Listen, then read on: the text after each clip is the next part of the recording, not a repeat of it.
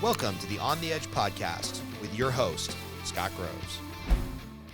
Hey, what's up? It's Scott Groves, the On the Edge podcast. This is just we're not even sure what to call him yet. Solo cast, Scott's Thoughts. I don't know. We should probably come up with a witty title, but it's just me tonight. So we've got 4 quick stories we're going to go over the next 45 minutes or so. We're coming to you for context in the middle of July 2021, and we're going to talk about a few interesting things. The first thing is something that actually Chris, shout out to Chris, our audio engineer over here, brought to my attention.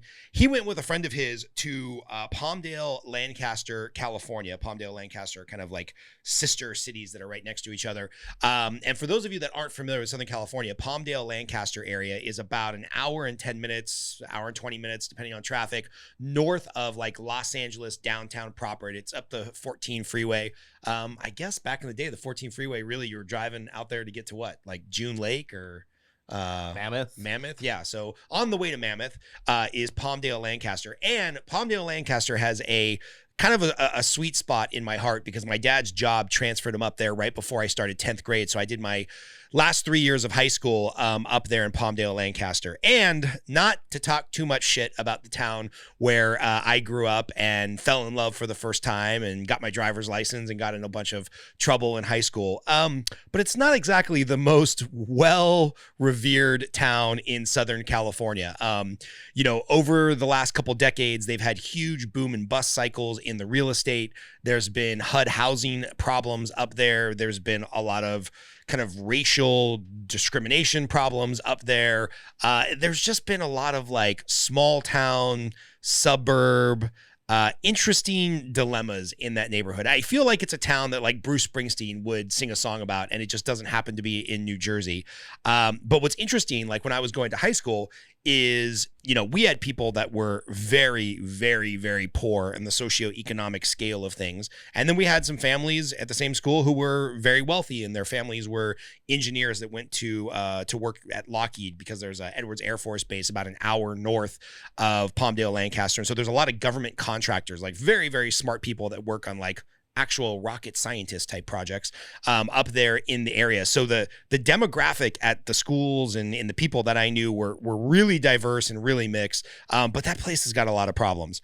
So anyway, Chris and actually our friend Volta, who's been on the show before, were going up there to do a show, and Chris was going up to support him, and they were trying to find a hotel room. And he was as surprised as I was to find out that hotel rooms were like $300 a night in this tiny suburb of Los Angeles, where frankly, you're not really going to go. Like there's not a Disneyland there. There's not a Magic Mountain there. There's not really any tourism there. It's not kind of on like a major trucking route, halfway in between 2 major metropolitan areas where you would have a lot of people staying over for the night.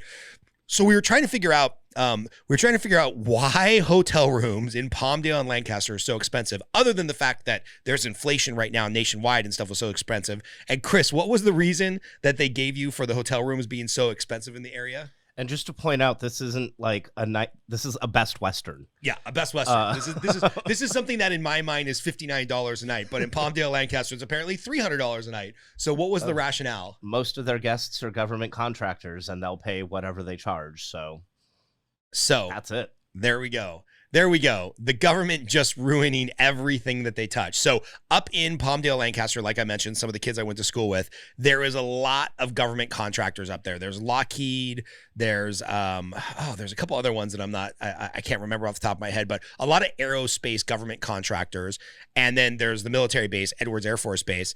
And what Chris was informed by the guy that was managing the front desk, he's like, oh yeah, like more than 80% of our rooms are government contractors of some point or some in some position of government contractor work. They're either civilian contractors that are working out at the base, they're military contractors coming into town, they're people that we just know are associated with Lockheed and other government contract agencies that are up there. And so they take up a majority of the rooms, and because it's the government, they'll pay whatever we charge. So, the prices over the last several years or the last decade have just gone up and up and up and up and up, and the government never says no, and they always pay. So sorry, you're going to get stuck paying $300 a night for a room because that's what the government will pay. And it just, oh man, the libertarian in me just loses my mind for a couple of reasons. One, I just hate the idea that the government is so bloated that they can't even find a way. Well, first of all, the government is just over bloated in just almost every area, and it bugs the shit out of me. And I actually, even as a libertarian, I would consider myself a little bit more of a night watchman libertarian, where I believe that the government does have a role to play in the national defense and in government contracts for military defense. So it's like, part of me is like, okay, I get it. There's military contractors. This stuff needs to happen. Like, we need to have planes and submarines and things of that nature to protect the national sovereignty of the United States. And part of me is like, well, don't they have barracks on base at Edwards Air Force Base? If they're spending $300 a night for hundreds of hotel rooms every night in Palmdale, Lancaster, can't the government just build a more cost-effective barracks or mess hall or long-term stay or short-term stay or their own kind of on-base Airbnb? Can't they do something? Isn't there something more cost-effective than just paying top dollar to Hilton and Best Western and Marriott to rent these rooms for these people? And or if you're going to do that, you're the fucking federal government. You have the biggest power ever of collective bargaining, right? You can go to the Marriott and you can say, hey, we're not willing to pay $300 a night. We'll pay $125 a night.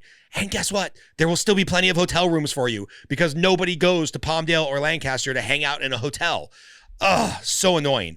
And this reminded me of something that when I found out about it just absolutely disgusted me and just sent me further down the libertarian belief system and just solidified in my mind what an absurd waste of money the government just spends every single year. And it had to do with the United States Postal Service. So if you go to the United States Postal Service website, you can pull up this USPS leased facility reports. The United States Postal Service leases more than 25,000 different post offices and mail sorting facilities nationwide. So I pulled up the California CSV file, and I just see all this stuff is public record, right? So if you actually care, you can find out. So you can go through this list of hundreds and hundreds and hundreds of post office that are leased, not owned by the United States Postal Service, leased, not owned by the United States Postal Service. All these hundreds and hundreds of post offices, mail sorting facilities that are leased by the government, right? And then you can go over here, you can look at when they were leased, you can look at who they're leased to, and they're all leased they're leased by the government from private entities, right? So you can look up what's the name of the lessor, the person that's leasing the facility to United States Postal Office. Peterson Family Trust, RCR Properties, Neil Goodoo, the Cam Nam Lee Trust. These are all individual owners of property that lease the property to the United States Postal Service so we can have post offices. And I just went over here to the actual facility, not the actual site, like not the land that it's on, but the actual commercial space. And commercial space is a total of 6.5 million square feet just in the state of California that the United States Postal Service leases and pays top dollar rents to private entities for these post offices. Now, here's the thing. If you're a post office that was built 10 years ago, 20 years ago, 50 years ago, 100 years ago, and you're the United States Postal Service, you are anticipating that that post office is going to be there forever. Forever and ever and ever. If you're the United States government, and you're building a post office. I think of the post office I used to go to in Eagle Rock, California, on the border of Verdugo Road, where it dead ends from Glendale into Eagle Rock Boulevard. There's a post office there that my family's been going to since at least the 70s, maybe the 60s. I went there as a child. I went there as a teenager. When I had a job in the Southern California area where I had to stop by the post office, that's the one I went to. It's been there forever. It's leased. So instead of the post office or the federal government, I don't know, 40, 50 years ago when that post office was built, saying, you know what? We're planning on this post office to be in this neighborhood forever. How about we buy some land and or we buy the building that we're going to house this post office in because, hey, you know, it's going to be here forever. And we're the US government, so we can effectively borrow money at zero. And yes, it's a little bit more expensive upfront to get into a building or to maintain a building or to buy instead of lease. But over the long term, could you imagine the United States Postal Service, which loses an absurd amount of money every year? Chris, maybe you could look this up. You could look up how much the post office loses every year by not being self-sustainable off the cost of postage. But could you imagine if property that was bought a decade ago, 30 years ago, 40 years ago, 100 years ago, 200 years ago, since our post office system started, can you imagine if all these 25,000 properties that the United States Postal Service actually leases right now, if they were actually owned? Because guess what? When you have a commercial lease, you still have to pay the overhead on the taxes, the utility, the garbage, the upkeep of the building. So it's not like the government is staying out of the maintenance job or they're saving money by leasing instead of owning, especially a property now. If you figure most commercial mortgages are somewhere between 5 years and 40 years, many of these post offices would have paid themselves off free and clear at $1990 or $1980s or $1970s or $1950. The amount of net worth that would be in the United States Postal Service if they owned their land instead of leased their land would be astronomical. It would actually be a net positive for the value and the balance sheet of the government instead of this net negative where they're paying lease payments to 25,000 different independent owners, right? And then I found this website by American Postal Owners. It's kind of an informational website on some of the reasons you might want to own the land or a post office, or you might want to own the building. You'll own the land and the building where the post office is run out of. And it says high returns. Even though the income is guaranteed by the U.S. government, you can achieve extraordinary returns of 8 to 30%. However, all investments are subject to risk of loss. So I did some more digging on this, looked at a couple other websites, and the average rate of return for a private entity leasing a property to United States Postal Service, they return somewhere around 8 and 10% on the rent, on the actual value of what they're getting for the lease. This doesn't include property appreciation. This doesn't include the benefits of tax deductibility. This doesn't include any type of long-term benefit of owning a property in a post office zone where presumably there's going to be more traffic and more people, which is why the United States Post Office wanted a post office there in the first place. So taking away like the other long-term benefits of property owner, on average, a land lease and a building lease between a private owner and the United States Postal Service will return between 8 and 10% a year. Well, the national average is between 6 and 8% a year, and there's some huge hedge funds and huge investment funds that are happy to make 4 or 5% a year as a rate of return on commercial property. So not only, oh God, I'm just going to have a stroke. Not only is the United States Postal Service leasing instead of owning, which is the cardinal sin if you're planning to own an asset for long term, which again, the intention is that all these post offices are going to be there forever. Not only are they losing out on all of the long-term benefits of being an owner instead of being a tenant, but they're also paying over market value on many of these leases because, you know, it's not their money. What do they give a shit, right? It's just the government printing money and going further and further into debt and never having to actually balance the budget. So what's the interest of the post office setting up a lease agreement and really driving a hard bargain? And all of this came to me because this post office thing came to me because I remember I did a loan one time for an individual and his family or the family trust, which was now split up amongst many grandkids, owned like 7 post offices. And I think grandpa or maybe great grandpa had got into this racket of leasing out commercial space to post offices, to the United States Postal Service. And 2 or 3 generations later, amongst, 13 or 14 grandkids, each of them were making around $100,000 a year in net rental profits from the United States Postal Service for properties that had been in the family and had been leased out for over 40 years, starting back with, again, grandpa or great grandpa. So think about just this one small little microcosm. These 14 or 15 kids getting like $100,000 net. So there's probably another $50,000 per kid in expenses that were going to these properties to cover property taxes and maintenance and things of that nature. So maybe 150,000 times 14, that's like $2 $2.1 million a year that the post office is paying on, 6 or 7 different post offices for properties that they could have owned free and clear because these properties had been in the family for like over 40 years. But no, they're just paying a few $1,000,000 a year in rent to these landlords, and just flushing money down the toilet. And then we wonder why the government is so massively in debt. It's because of things like this, like the fucking post office leasing their properties instead of owning their properties. Absolutely crazy. The post office could really be like McDonald's. If you look at McDonald's, the franchise owners, they make a lot of money from running the franchises and the small profit margin on hundreds of thousands and millions of burgers and shakes at 2, 3, 4, 5, 7 cents per product that they sell. But the real wealth in the McDonald's corporation is the fact that they own all the land. McDonald's is one of the biggest land owners in America. They own all the land. So corporate, in most situations, owns the land. And that's how the Kroc family, Ray Kroc, got insanely rich, not off of selling burgers, but off of owning the land where the burger stands were. Post office could have been doing the same thing for the last 100 years. But of course, why? When they can just waste money being landlords or being tenants and let the landlords make all the profit, which is just insane. Anyway, that's story 1 for the night. Just enough to get me frustrated.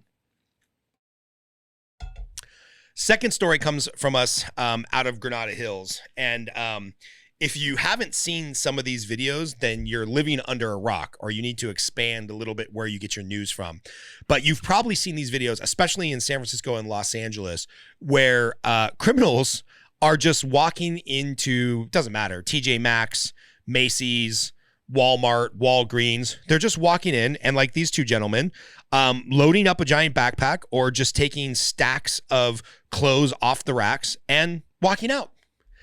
And we can really trace this back to District Attorney Gascon, can you look that up, Chris? Is it Gascon? Gascon, I think, is our district attorney here in LA.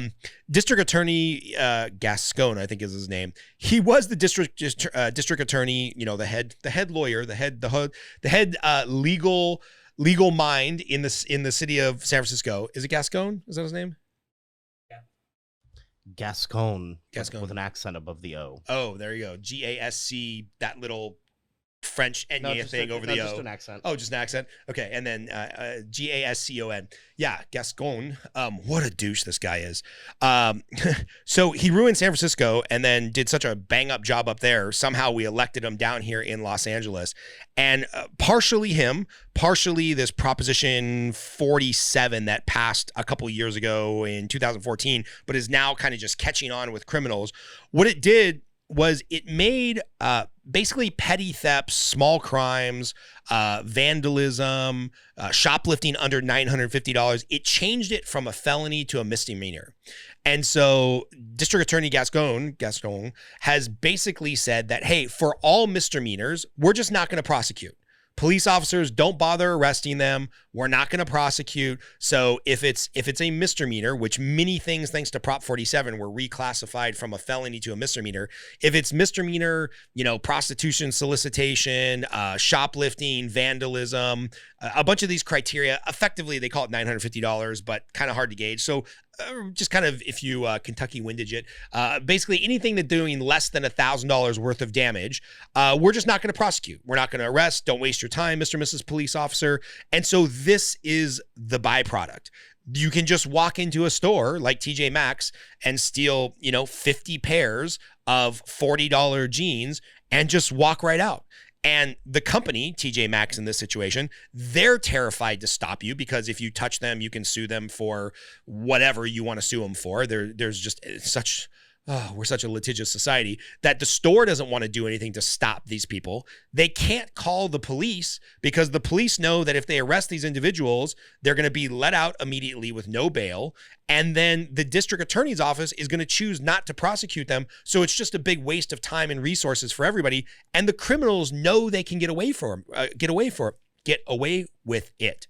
So if you look at what's happening to San Francisco, there was a video that went viral of a guy on a bicycle and a big trash can or trash bag just throwing a bunch of over-the-counter pharmaceuticals into his bag, and then leaving and robbing the place blind, and then coming back 2 hours later, doing it again, because each individual instance, if it's not more than $950 of stolen goods in one cumulative trip, no one's going to stop you. No police is going to arrest you. No district attorney office is going to prosecute you.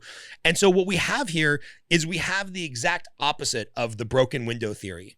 And for anybody who's never read about the broken window theory, it's really controversial. Even in my mind, it's very hard for me to square this in my head as a libertarian. And this is frankly why no one person is all Republican or all Democrat or all liberal or all progressive or all libertarian, because, it's hard to square some of these things in our head. And let me tell you just a little bit about the broken window theory, or the broken window theory of criminology. And you should really read the Wikipedia page on this if you're interested. But I'll just read the first paragraph here. And it says, the broken window theory is a criminological theory that states that the visible signs of crime, antisocial behavior, and civil disorder create an urban environment that encourages further crime and disorder, including serious crimes. The theory suggests that policing methods that target minor crimes, such as vandalism, loitering, public drinking, jaywalking, fare evasion, jumping the turnstiles in New York, shoplifting, they help create an atmosphere of order and lawfulness, right? So the theory kind of goes like this. The theory kind of goes like, you have a broken window in a small strip mall, right?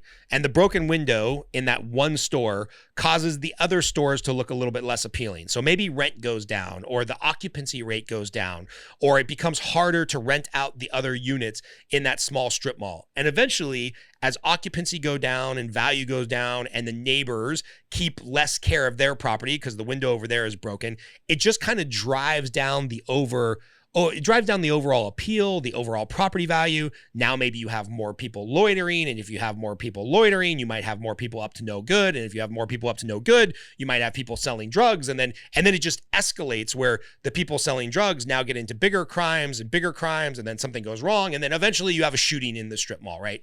And this was kind of the methodology that was adopted by the police commissioner and Mayor Giuliani when they started to clean up New York.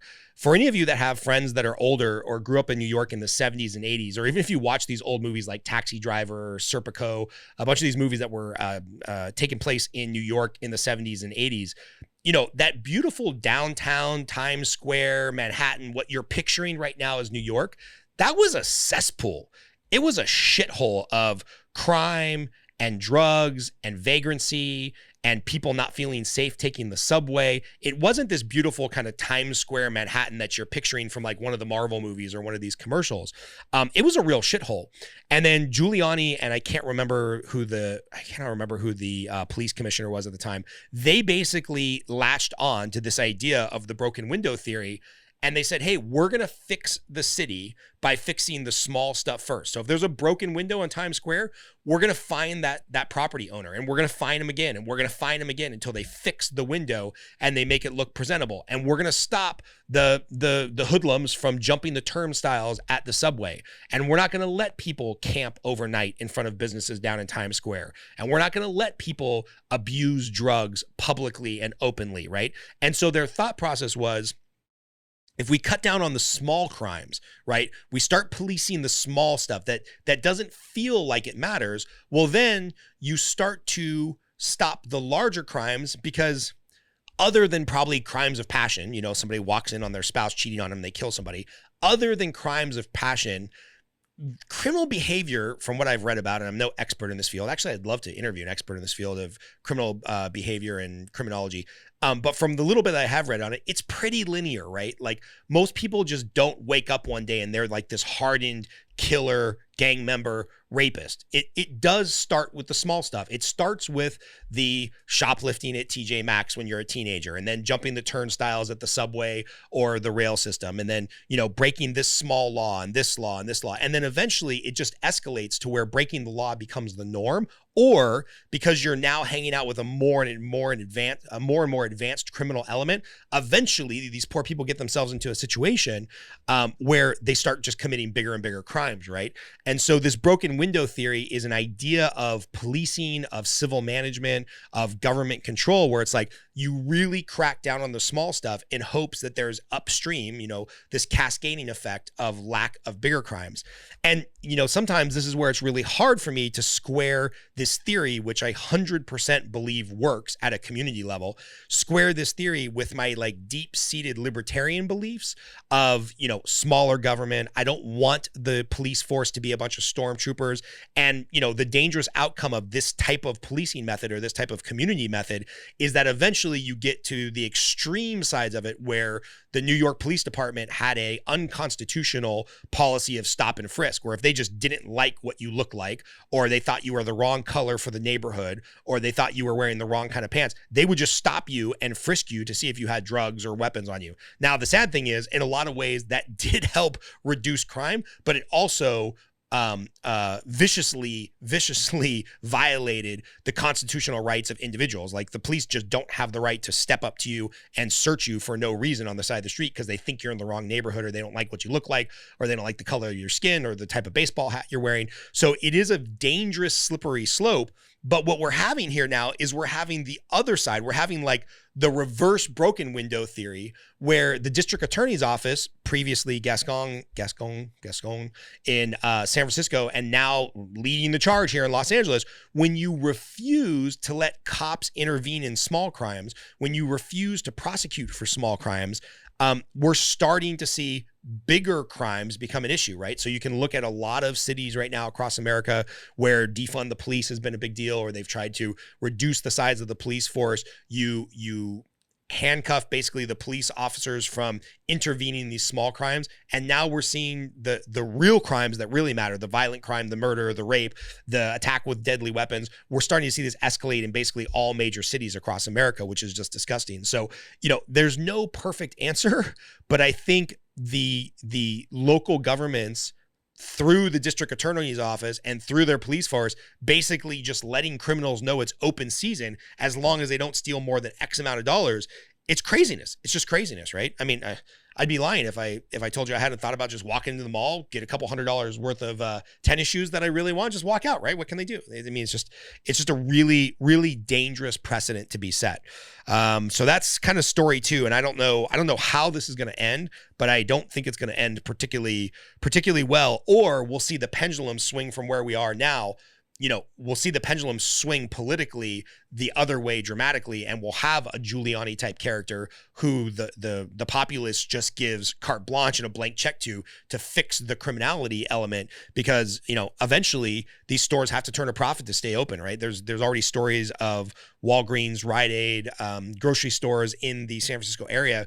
They're just closing down shop because you can't make a profit if half of your clientele is just walking out with a free $950 on every trip. So I hope this ends well. I think it's going to get a lot worse before it gets better. And then I think eventually the people of Los Angeles, San Francisco, San Diego, we're just going to have to vote in mayors and district attorneys who actually want to be tough on crime, and the pendulum will hopefully swing the other way. So that's our second story for tonight. And I hope there's an end in sight, but I don't really see an end in sight.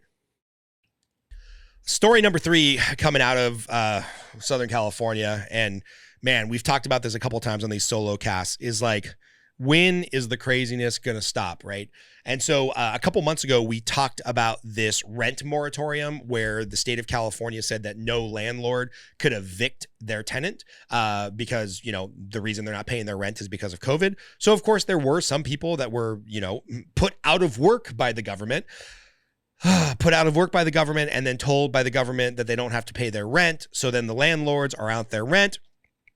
That was supposed to end, I believe, on June 15th, June 1st, something like that. They just extended that moratorium of no evictions for people not paying their rent until September of 2021. And now the state of California is saying, like, well, we really screwed the landlords, so we're going to put together a couple $2 billion fund in order to pay the rent to the landlords, because the landlords got screwed.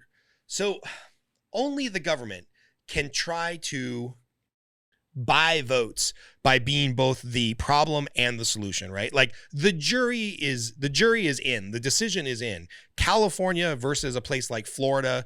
Florida basically went all in, opened all up last June. California has remained in these weird stages of lockdowns and rolling mask mandates and whatnot. And we still don't have like a clear picture on when everything can be 100% open, back to normal, no masks. Florida has been effectively wide open since last June, I think. And the numbers of COVID deaths, mortality issues, hospitalization issues, spread of the disease, it's been effectively the same for two states that are pretty similar in size. And so California got it wrong, right? And by the way, I've mentioned this several times on this podcast. In the first couple months of the pandemic, probably till about June of 2020, I'm willing to give anybody, including Governor Newsom, who I'm no fan of, I'm willing to give anybody a pass, right? It's like we didn't know exactly what we were dealing with. Different states were trying different things. We were still trying to figure out the science. We were still trying to get, confirmation from the WHO and the CDC on how this stuff spread and do masks work or not work or what's it. But like that's all settled. That's all done now, right? Like California got it wrong. Florida got it right. It's okay. That's the whole reason that we have a federation or a republic of the United States of America. Not a direct democracy, but that's why we have our republic, so that each state can kind of test out different things. And then at the federal level or at the other state level, we can say, hey, Alaska tried this, Montana tried that, Florida tried that. Here's what worked. Let's adopt that, right? That's kind of the beauty of our republic. So you give everybody a pass for, call it, March of 2000 through June of 2000. But now we pretty much know who got it right and who got it wrong. California got it wrong, right? It just happened. I'm not even blaming anybody. It's just a fact. We got it wrong. But what we've done since June of last year, so basically for the last year, has just flown in the face of science, make sense policy, and California should have everything open back up. Anybody who wants to go back to work or can go back to work should be back at work. And if they're not back at work, we're not only paying them unemployment benefits, we're paying them enhanced unemployment benefits. So there was really no reason for this moratorium on evictions for tenants. It just basically opened up Pandora's box where people that wanted to take advantage of the system and not pay their rent didn't have to pay their rent. So now the state of California stepped in and said, well, we created a scenario where you guys didn't have to pay your rent, but now we've screwed all the landlords. So now we've got to create another fund. Even though we created the first problem, now we've got to create another problem and another pool of money for spending so we can pay these landlords. And now this is turning into a clusterfuck. Like apparently reading some of the stats here, the state has accrued about $5.2 billion from various federal aid packages to pay off people's rent. California has been slow to distribute this money. The state has received about an additional, on top of that 5.2 billion. They've received about another 490 million. No, let me get this straight. Sorry. They have 5.2 billion in funding that has come in from federal aid to help people pay their rent. They have received requests for 490 million. So about 1/10 of the money that the state got from the federal government, or from funding internally from the state. They have about 5.2 billion that they've gotten in packages from the federal government to help pay people's rent. About 490 million rental aid requests have come in, meaning that landlords who need this money to pay their mortgage and or live off of is coming to the state of California and being like, hey, state of California, I would like rental reimbursement from the state since you told my tenants they don't have to pay their rent. And about 32 million has been paid out. So of the 5.2 billion the state of California has gotten from the federal government, 32 million, which is significantly less, has gone out to actual landlords who count on this rental income to pay their mortgage and sustain their lifestyle, right? Just absolutely disgusting. And then, surprise, surprise, the state of California also said, oh, well, you know what we got to do? We got to create this other $2 billion fund to help people pay back utility bills because, we didn't let them go back to work. So how can we be expected to let them pay their utility bills? And it's really gross because this article in the Daily News, really tries to pull on the heartstrings about this guy who, he got his utilities shut off and it's hot as balls here in Southern California. So being without air conditioning for like 11 days, that would suck. My kids would be miserable. But when you go further into the article, they're like, well, he didn't pay his utility bill and he currently has an outstanding balance of $9,000. $9,000. And if you think about, an average, let's call it 1,500 square foot house in Southern California, even running the air conditioning 24/7, their bill is going to be about $300 to $400 a month, which means this guy hasn't paid his utility bills in 30 to 36 months. That's long before COVID, right? But don't worry, since the state fucked everything up and didn't let people go to work, we're going to pay their rent or not let them pay their rent and then create some federal bailout fund so that we can pay the landlords who don't have rent from their renters because the federal government said, or the state government said that the renters don't have to pay their rent. And then, if you didn't want to pay your utilities, don't worry, we're going to have another state fund for that. I mean, all of this is just another step on the road to having more and more people be 100% dependent on a combination of the state, local, federal government for everything. Can't pay your rent? No worries. Government will step in and make your landlord whole. Can't pay your utilities? Don't worry. We've got a fund for that. Can't put food on the table? Don't worry. We've got food stamps. Can't work or don't want to return to work? Don't worry. We've got benefits plus enhanced benefits for that. I remember doing this one time because a close family member of ours was on all kinds of public assistance and public housing and public food and whatnot. And I calculated it. And for this family member who we knew to go back to work, they'd have to return to work at about $45,000 a year in order to, one, make up for all the free money they were getting from, the earned income credit and federal tax credit because they weren't making enough money, and state and local handout programs and whatnot. And then the fact that if they went back to work, they'd have to find childcare for the child that they had to, stay home with, which is the thing that took them out of the workforce to begin with. But when you start looking at it and you're like, oh, to replace all these government benefits, I've got to walk into a job where I'm making $40,000 to $45,000 a year, and I got to work 40 hours a week instead of just living off of the government. And that's the direction we're going, where just more and more and more and more people are taking more and more steps closer to complete dependency on the government. And it's dangerous because, like Margaret Thatcher said, the problem with spending other people's money is eventually you run out. So that's our story. It just continues to make me sick how California is handling this. Let everybody go back to work. Turn off the enhanced unemployment benefits so that people are encouraged to go back to work. Let people take off the mask if they want to. And look, everybody knows the risks at this point. Everybody who wants to get vaccinated has been vaccinated. And, if we go to Walmart and the cashier is coughing and I choose that I don't want to expose my family to that, then we just won't shop at Walmart, right? It's pretty easy. Government always being the problem and then trying to win votes by being the solution. Okay, well, last story for tonight, and this one isn't political. So if you hung around this long for 40 minutes and listened to me bitch about politics, you get something that's non-political. But, oh man, movie theaters are real pissed off at Disney. Movie theaters are real pissed off at Disney. So, if you think about the year that movie theaters just had, man, poor guys. AMC movie theaters, I follow really close because I own some of their stock and I enjoy the company. I actually was a fan of their company and owned their stock before they became the meme stock and went all crazy. So that was kind of cool. Made some free money there. Sold at like $20 a share, which I shouldn't have because now it's at like $40 a share.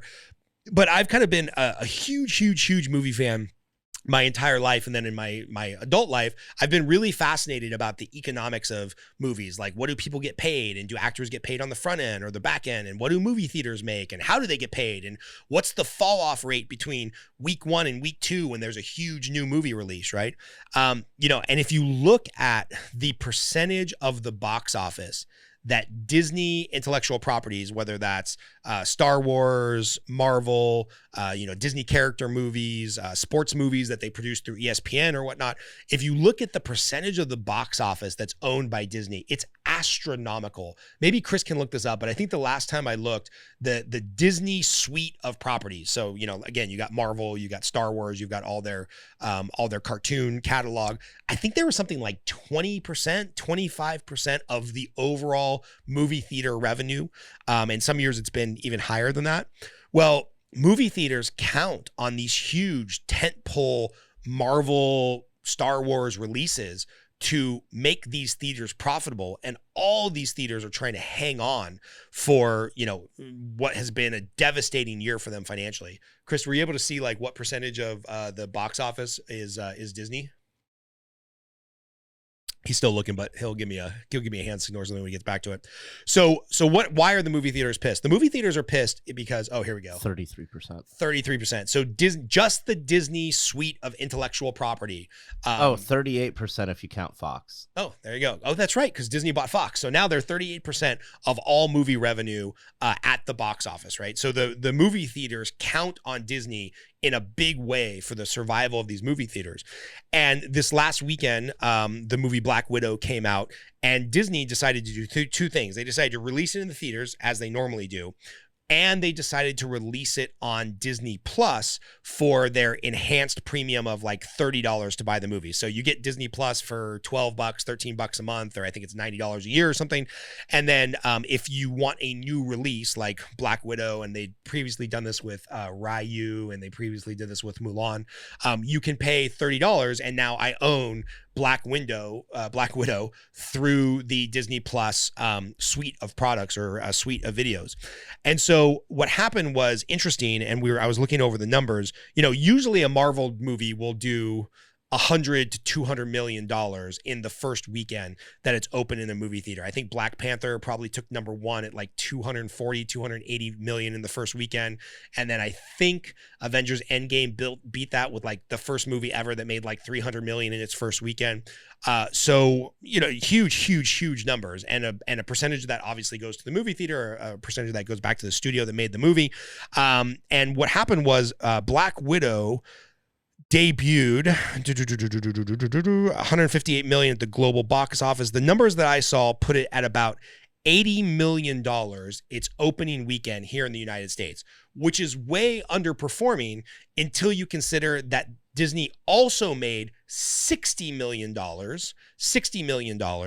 on Disney Plus subscribers like me, who wanted to watch the movie from my couch and pay $30, right? Because for me, my kids, my wife, and a friend that was over, for us to pay $30 to all see it on my TV, which is pretty decent, not quite movie theater quality, that was cheaper than dropping $100 for us all to go to the movies.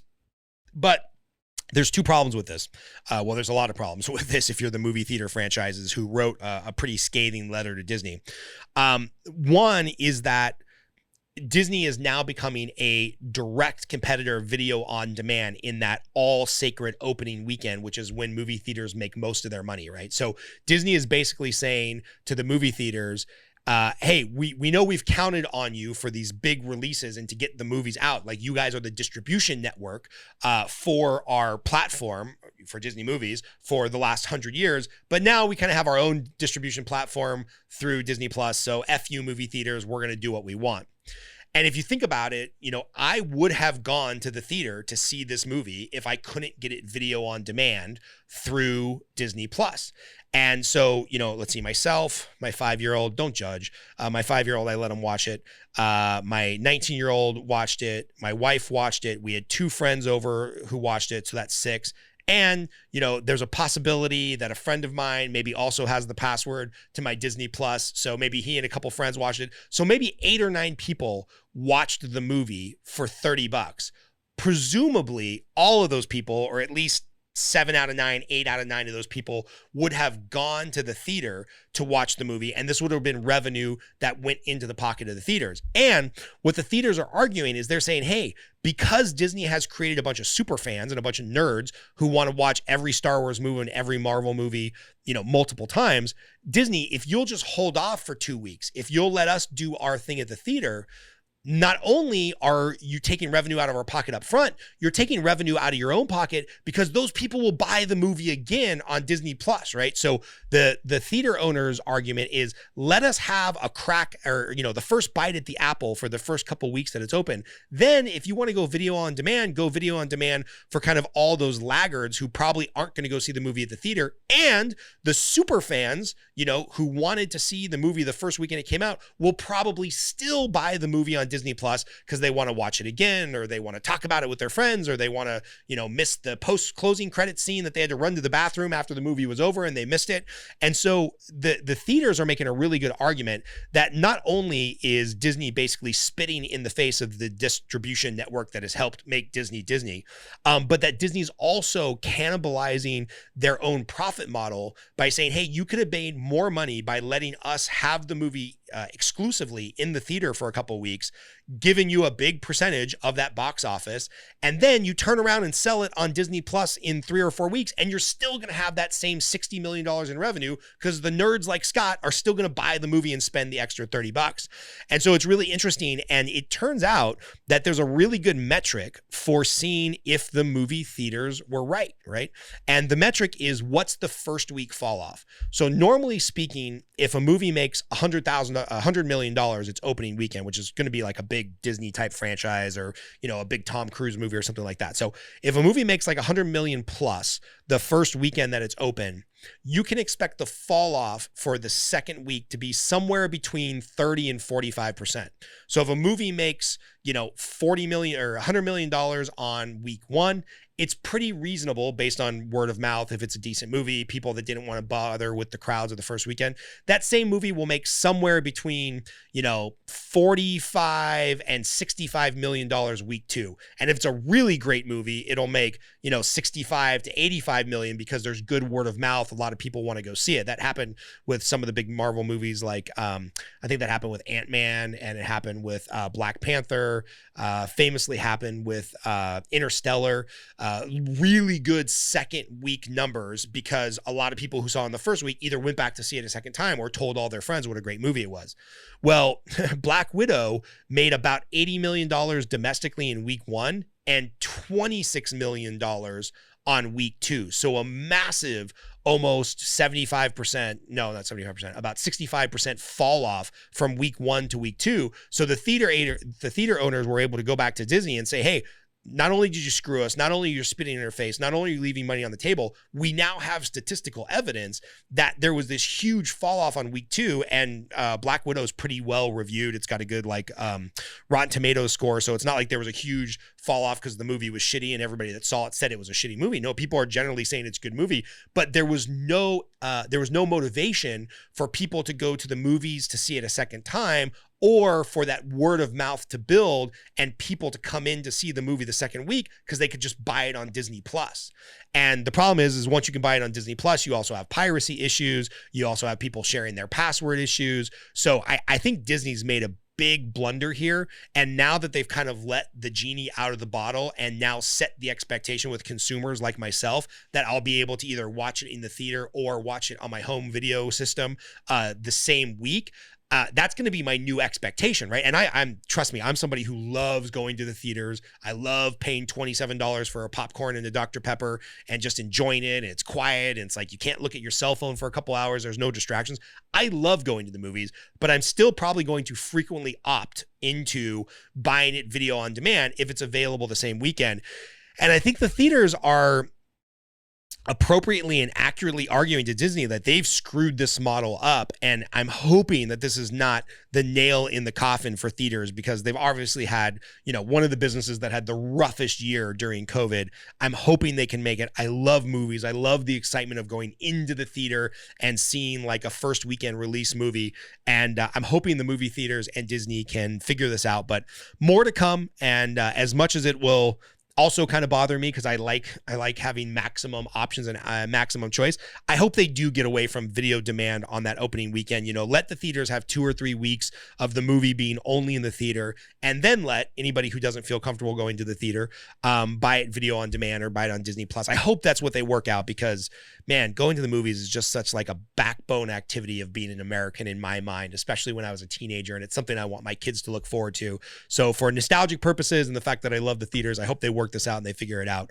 But that's all for today with On the Edge podcast. I'm Scott Groves. If you stuck around, do me a favor. All the things to do. Click the like button, hit the subscribe button. It means a lot to us. So I know I'm just not talking to the air and talking to myself. Shout out to Chris for giving me some great ideas this week for stories. And we'll see you in the next couple weeks with some really awesome interviews we have coming up. Talk soon. Bye.